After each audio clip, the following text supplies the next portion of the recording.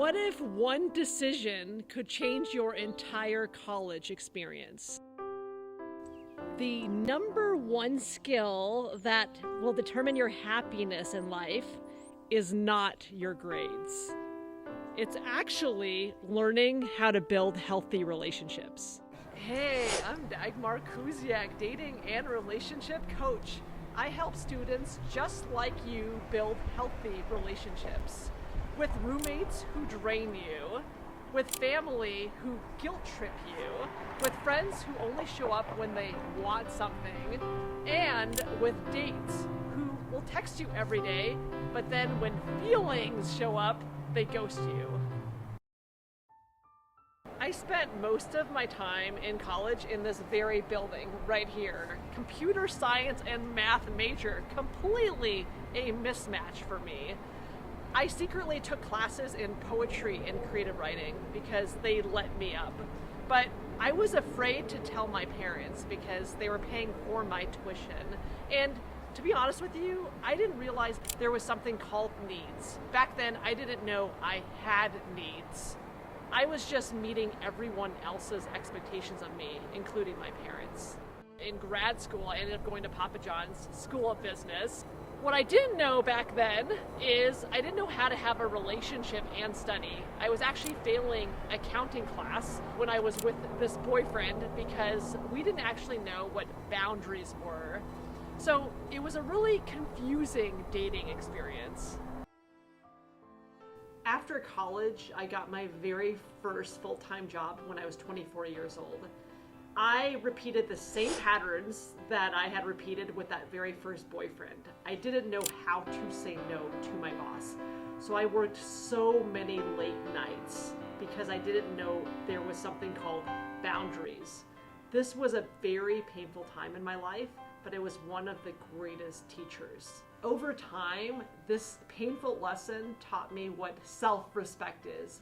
Self-respect is just a fancy word for saying that you know how to speak up. You know how to say no. And the right people are going to respect you for speaking up. This lesson taught me who I am and what my needs are. And that is coaching singles to have healthier relationships. And I really don't want you to spend the next 17 years like I did to try to figure out how to have healthy relationships. You're in college, and this is the best time to learn right now. In 2014, a broken relationship caused a transformation in me that I never expected. It took me more than a semester. It took me years of therapy, prayer, meditation, 12-step programs, and lots of self-reflection. The number one discovery that I've made in terms of why most relationships fail is because people don't speak up. They don't use the most precious God-given gift that they've been given, and that is their own voice. In 2025, with a nudge from God, I ended up selling my house in Houston, Texas, and I bought back this home, this very home that I grew up in. This is my childhood home. I'm in Iowa City, Iowa right now, and this is the very home that I have both great memories and unresolved pain. I combined them into 3 key building blocks that build healthy relationships. The first building block is clarity. This is where you really see how you show up in relationships.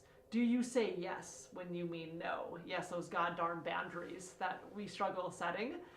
Do you get anxious when someone is not texting you back right away?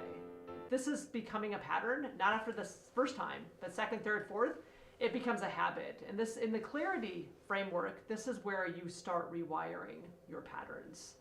The second framework is conviction, because you can't rewire your patterns without being able to trust the change you're making in yourself.